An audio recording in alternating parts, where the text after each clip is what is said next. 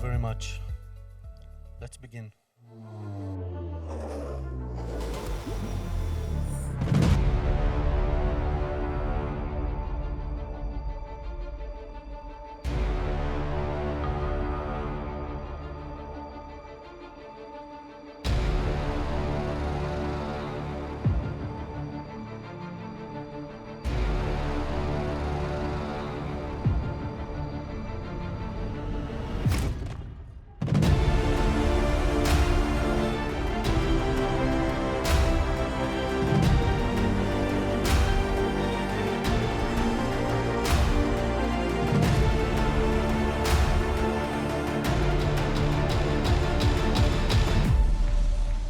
Thank you for coming here, distinguished guest, Your Excellency, the Israeli Ambassador. I'm competing now with AI and the relation of Japan and Korea, so that was quite a tough match. What you just witnessed is the most effective air defense system on planet, the Iron Dome, Rafael's Iron Dome. That system continue to give efficiency of above 90%, which is unmatchable in air defense. The way we managed to do that, and the threat that system need to deal with changed all the time. What it done 10 years ago is not even comparable to what it need to do today. And the way we keep doing that is making sure that the air defense system will be always few steps ahead of the threat. And this is crucial. It's something you need to monitor all the time and keep all the time. And this is what we do at Rafael. This is our mission. Rafael, our mission is to save life. Rafael is Israeli defense company owned by the Israeli government. This company was established together with the State of Israel in 1948. And the idea was to give Israel a leading edge that will assist her competing and surviving in a very tough neighborhood that Israel is located. We cannot overmatch our enemies in power. So the decision was to overcome them, to overpower them with technology, and this is the purpose of Rafael. Rafael portfolio includes all the domain of defense, space, air and missile, land, naval, digital, and I will focus today on the air and missile defense.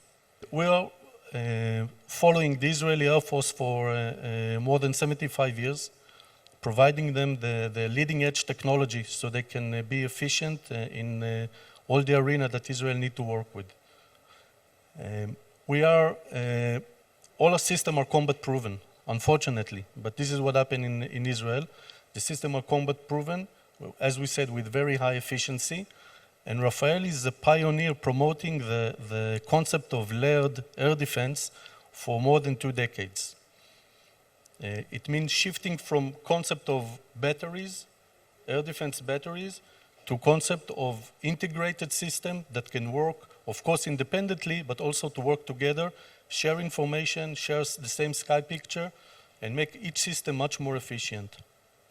The idea behind layered defense is to give at least 2 different options of intercept any threat that you have. And I want to focus on any threat because layered defense, it's not a buffet where you can choose, I'll have this layer and that layer, because if you're missing one layer, through that layer, the enemy will attack you. You need only $2,000 drone to eliminate a $1 million radar. And by eliminating the radar, you can eliminate the full air defense system. So layer, it's not a buffet, as we said, we need to have all the layer. And I want to focus today on what we do in order to continue and make those layers efficient and to deal with any new threat that will come. Rafael is a team player. We cannot do everything on our own, and our DNA is to team with local companies and to make sure that the solution that we bring, of course, to Israel, but also to all our customers, is tailor-made to the need of that specific customer. Therefore, we always team with leading local companies that know how to bring the local DNA into Rafael's system and eventually bringing what we call best of breed that will suit mostly to the customer. Just last week, we signed an agreement with Hyundai Rotem to bring the Israeli active protection system to the Korean battle tanks, the K2.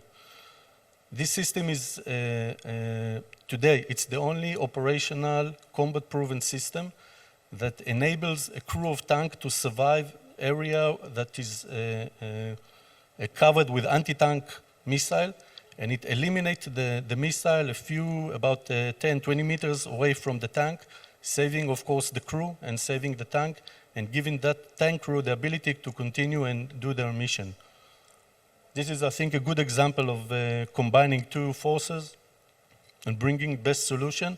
In that case, those tanks will go first of all to Poland, and we hope later also to be here in Korea.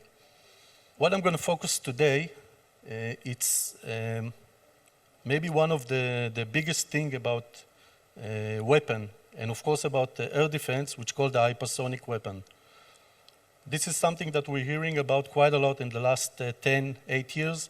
It started up here in all the arenas, and this is something with great concern, and I want to focus on it.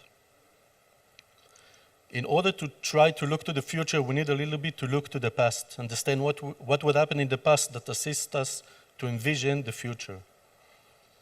So if we try to look at air defense and what happened through the years, then air defense actually started when aircraft started to become a weapon. At the end of World War I, and of course in masses during the Second World War, and the solution at that time was quite simple to understand. Just use what they have, which is our guns and cannons, and shoot to the sky. And that was quite effective because you can fire the bullet flies up to the sky. You can see if it hit the airplane or not. If it's a little bit in front of it, you can turn it to the right, and so on. But since the aircraft were flying quite low and not so fast, it was a very efficient solution. Of course, it evolved and changed and upgrade all the time. They start adding radars to those cannons so we can measure the distance to the aircraft. Better aiming. The aircraft use all kind of way to avoid that. They're flying through clouds and so on. And that held up about 10 years. And it works, it was kind of balanced, status quo between the aggressor and the defender. But then, at the beginning of the 50s, there was a big change. Actually, the change happened here, during the Korean War. Jet aircraft start appearing in large numbers, and in a second, those cannons, the air defense that was spread all over the world was not efficient anymore. It was just non-relevant. Those jets could fly higher, they can fly faster, they can maneuver, and using cannon was no longer relevant. Therefore, a new technology was needed. And that technology was moving to missile-based air defense. Now, we need to understand that that kind of shift is not that some company decide, hey, we have a great idea, let's move to missiles. It won't work. In order to move from guns to missile, it needed a big jump in a lot of applications. It needed support of science and academy. There was new faculty need to be built, new training, new students, aeronautic engineers, chemical engineers, propellant, and so on. All of these need to be adapted. In addition, of course, industries need to decide to make the shift and move into missile. It's a big decision. It's a strategic decision for industry. Infrastructure, building supersonic wind tunnels. This is not something that the industry decide, yeah, let's buy a wind tunnel. This is something that needs to be done under government investment. And this kind of change cannot be done without governmental investment and support. And it took a few years. And after a few years, they were beginning to see the missile air defense. You can see here the Russian, the American first missile, and also the German one that was, it was designed during the war, but eventually its technology was adopted by other countries like the French and the Russian. So these were the first missiles that were used against aircraft, and they were quite efficient. And they managed to get quite fast to status quo with the jet. They could reach the target, and once again, it all started to evolve with small increments. The aircraft start using decoys, the missile uses countermeasure, and so on. It's like virus and antivirus, each one upgrading its capability, but eventually keeping kind of status quo. What happened next is missiles were also adopted as a weapon. Instead of flying to a target and dropping munition at that target, you can fire ballistic missile from far away, putting the explosive at the head of the missile and having the same effect. And when it started growing and becoming in mass, we need to find a solution for that, again, from the air defense side. And the solution was an interceptor, a missile that can intercept other missiles. And that also worked quite good. You can see in the Iron Dome. Iron Dome was one of the systems that gave the most efficient solution for that need. You can see other systems that are doing the same work. You can see the Arrow, and the TAD, the American TAD, which intercept missile outside the atmosphere. And on the left side, you can see the Iron Dome and the David Sling, which are multi-mission missiles. They have dual mode. They can do also air defense against aircraft and cruise missiles, but also protect against ballistic missiles. By the way, the exo-atmospheric one cannot work against aircraft, of course. And now the big question. Now we have the hypersonic threat, and the question is it just another upgrade, another missile with more capabilities, and we can invest in upgrading the current system that we have, and that will give a solution? Or this is a moment where we need to move from cannons to missile. We have a big change here, because if we start upgrading our system and understand in 3 to 4 years that it doesn't work, we miss those 3-4 years. No one can bring it back. So that's a strategic question to ask, and in order to answer it, we need to understand how the air defense system works. And although rocket science is complex, actually, no one maybe tell you that's a secret, but it's very easy, the way that the air defense works. If you want to take out aircraft, you need to fly 3 times faster. You need to maneuver 3 times better than it. If you can do those 2 things, you can intercept aircraft.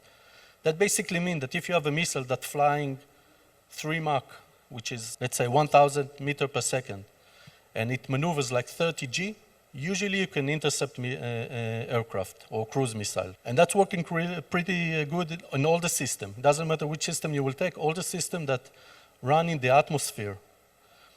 David Sling, Patriot, Iron Dome, all the system, the known system, are working on this technique. Regarding the ballistic missile, it's a little bit different because ballistic missiles fly at 10 Mach. 10 Mach, it's like 3 kilometers per second, very fast. It means that we cannot fly 3 times faster than that. So we can eliminate the first row, it doesn't work. So what do? Ballistic missile, it's like a rock. The minute it left your hand, you throw a rock, we can, according to basic physics, understand the trajectory it's gonna fly and where it's gonna fall. It's a pure physics, first grade. Ballistic missile is doing the same. The minute the rocket motor stopped its thrust, it flies like a rock. So if we can track it, understand the trajectory, where it's gonna pass, send our missile that wait for it in the sky and the location where it's gonna pass, we can intercept it. And this is the way the ballistic missiles are intercepted. Now let's look at the hypersonic. What is exactly hypersonic missiles? The basic definition, it says anything that flies above 5 Mach, it's hypersonic. It means 1.5 kilometers per second, basically. But it is actually made of 2 different weapons. We have the hypersonic glider, and we have the hypersonic cruiser, the cruise missiles. They both start their life similar. They are connected to this rocket booster that take it high in the sky and high velocity, and then separate. And then those 2 weapons start working, but they behave different. The glider is going down on a shallow angle, just like if you if you try to take a rock and throw it on a lake, on the surface of a lake, and you see it skip on the water, exactly the same, but doing that on the atmosphere. This glider is flying on the edge of the atmosphere, doing those skip glides, and this way is moving forward towards the target. It does it at altitude of about 20 to 70 kilometers, and that's the way it works. It doesn't have any motor. It means that every time you're doing this skip, it loses a little bit energy, but you still have enough energy to reach to the target, of course.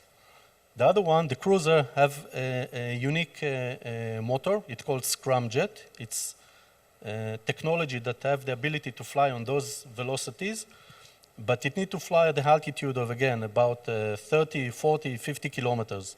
This is where it works optimal way.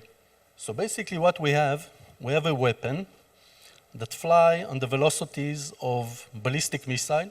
The velocity it flies, we said 5 Mach. Basically, they're flying on much higher velocity, around 10 Mach. So it's about 3 kilometers per second. They fly at the altitude which is between 20 and 50 kilometers, even 70 kilometers.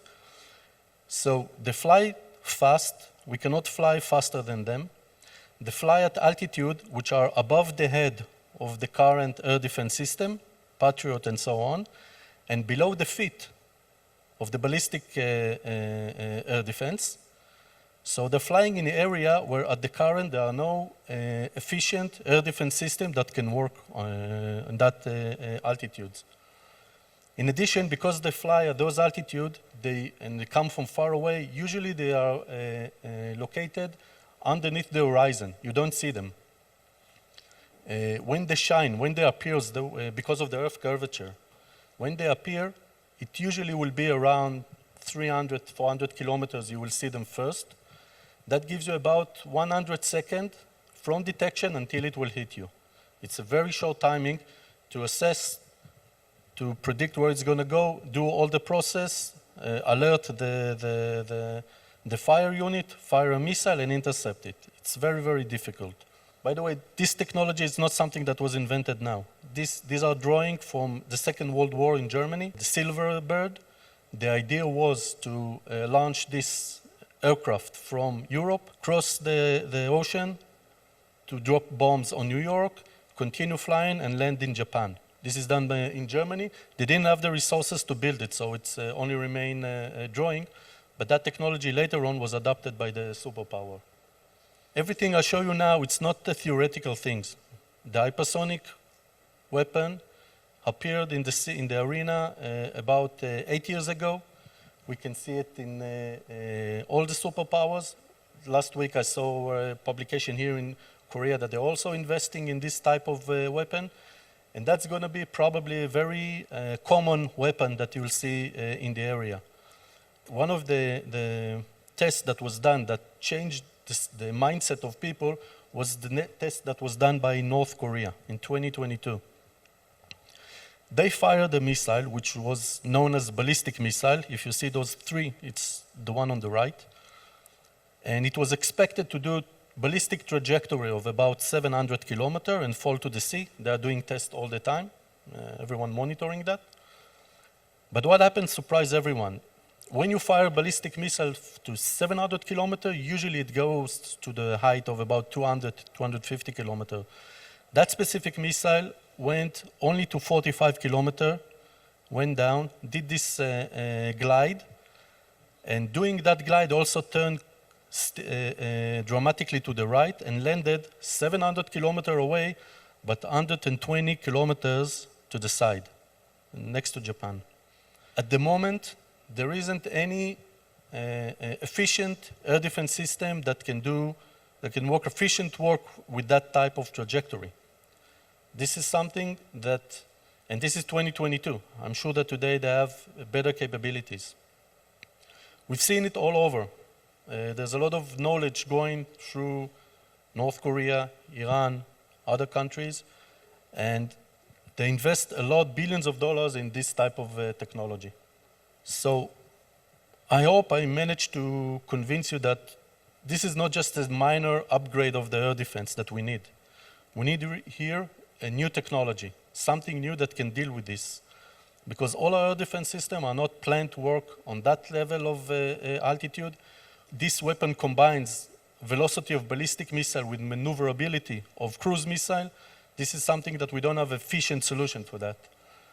So we start looking at what is the solution. The idea is to focus on the weaknesses. There's a lot of advantages to that weapon, but it comes with many weaknesses, and we need to use them. We need to shift the balance to our favor. So first of all, we said there's a late detection. We detect it quite late. But because it is flying very low, crossing the atmosphere, it becomes very, very hot. It means that it has a very, very big thermal signature, which we can detect. It flies above the air defense and below the missile defense, but we know where it's flying. It cannot fly lower than 20 kilometers. It will burn. Just to get the impression, when it gets down to 20 kilometers, it's about 2,000 Celsius, the temperature that it exposed to. So it is limited in that area, so it makes us easy to look for it.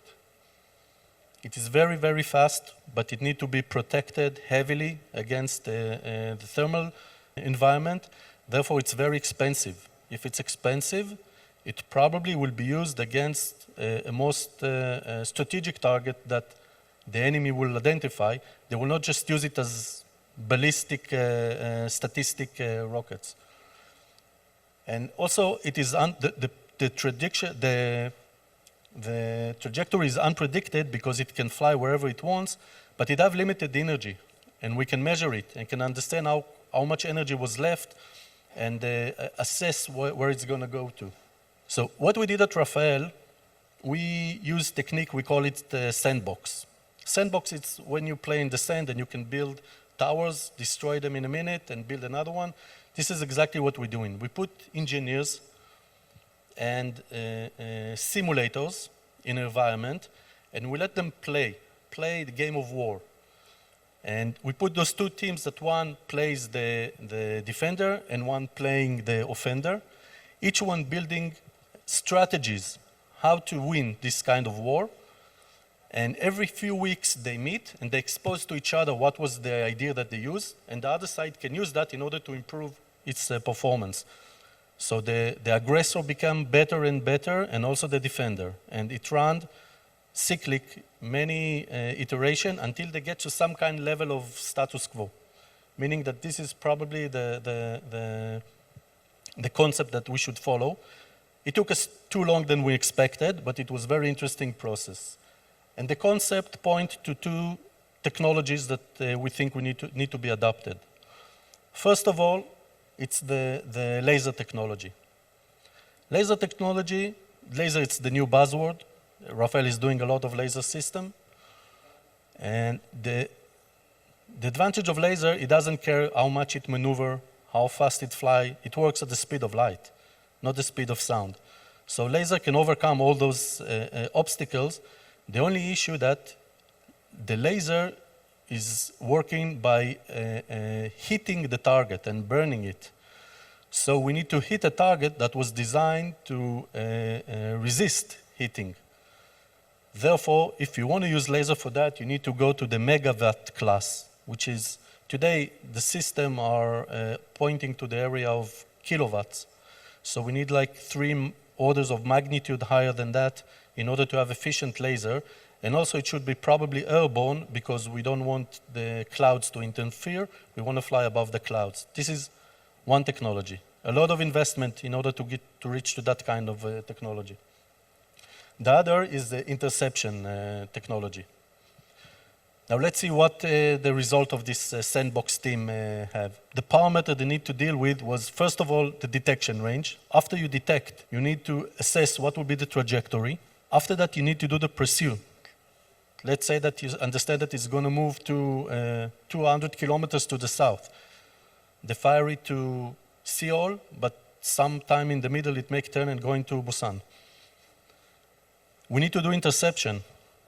Now, intercepting target that flies 3 kilometers per second with a missile that flies 3 kilometers per second, it means that the encounter will be at 6 kilometers per second.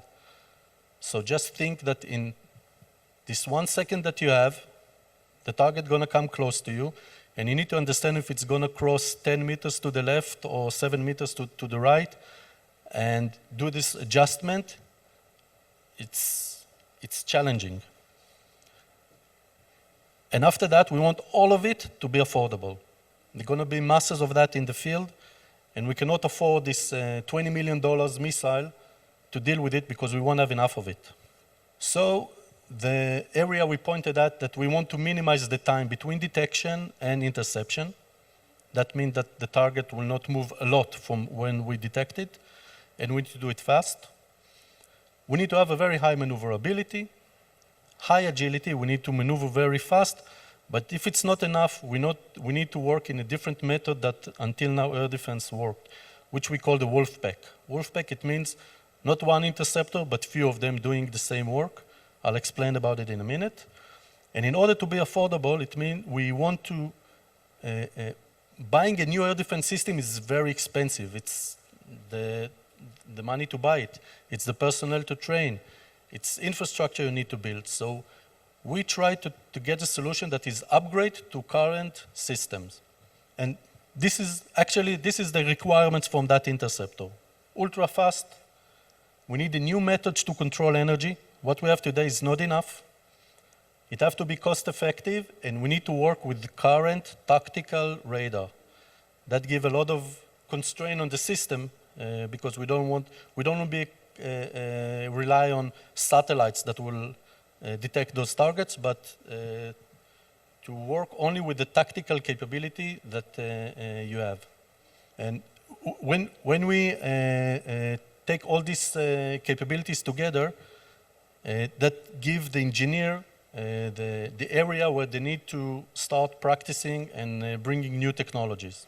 I'll explain a little bit about the cost effectiveness. Cost effectiveness, it's not something that was driven from the economist, maybe, but that's not the idea. We learned it at Iron Dome, that when you have good enough, low-cost interceptor, you can use even more than one if you need, and it gets you much better result. What you can see here is the effort of building new interceptor. We have here 3 interceptors. A, the blue one, which is the less effective maybe. It's this medium grade student that getting 80 only. And we have the yellow one, C, which is the best in class. This is the excellence from the dean. Now, of course, everyone will say, let's take the C. It's the best. Why not having the best? But let's say that number C cost you $20 million, and number A will cost you only $2 million. Then it is something you should start considering. And if we look at, you can see on the vertical axis, you can see those 3 interceptors, A, B, and C. And on the horizontal axis, you can see the target performance. You have target number 1, which is maybe, I don't know, the one that North Korea did, which is a low-grade hypersonic missile. You have number 2, which is better, and number 3, which is maybe the best, one of the cruisers that will be very expensive. So if you look at it, you said, okay, interceptor number A can cover all the mission up to interceptor 1, but to target 1, but target 2 exceeds its performance. It's not good enough. So what do?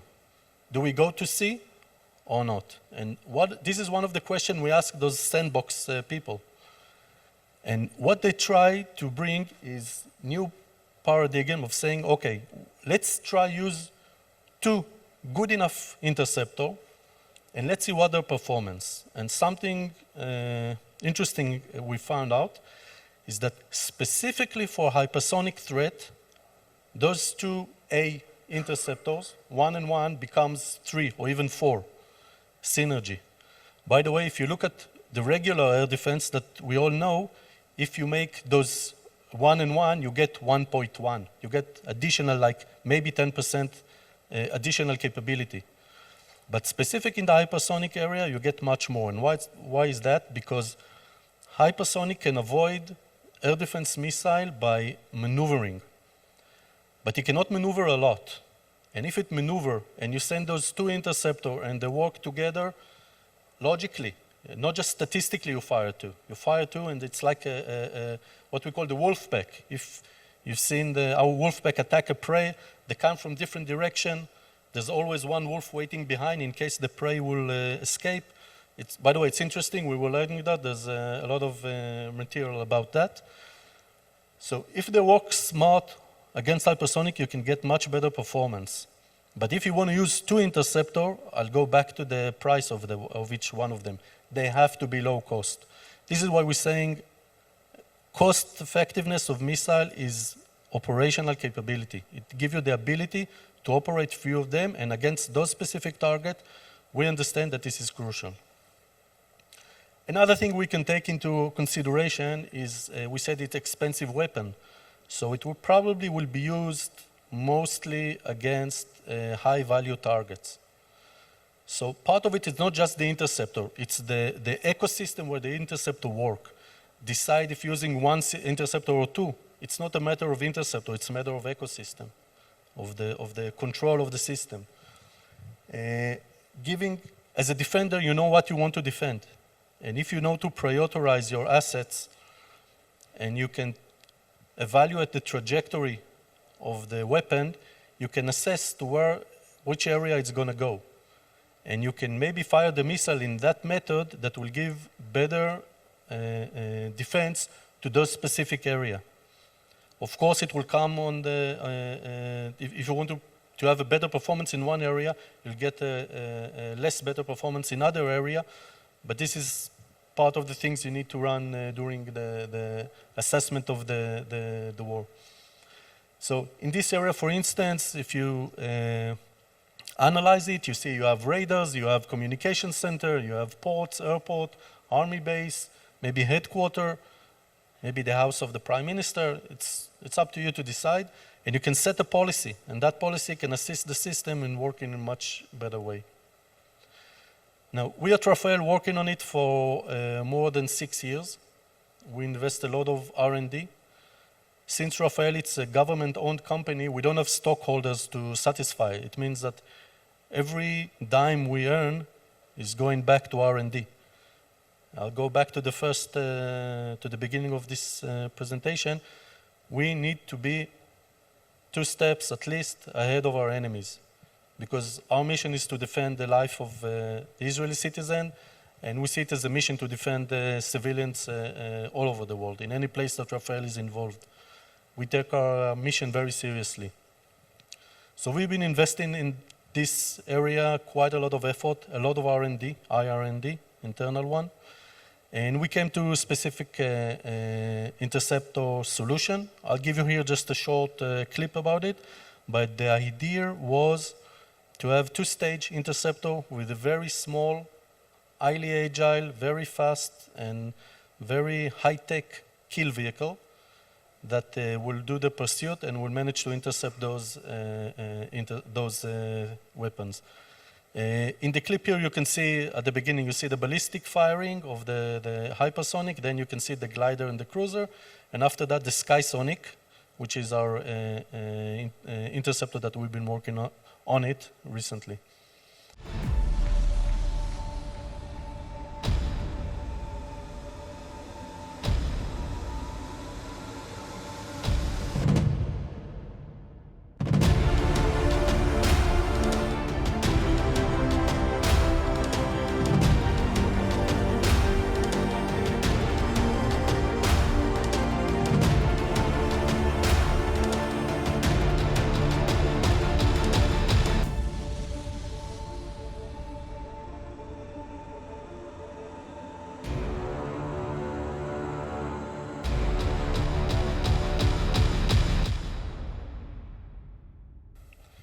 In the movie, it always hit the target, never miss.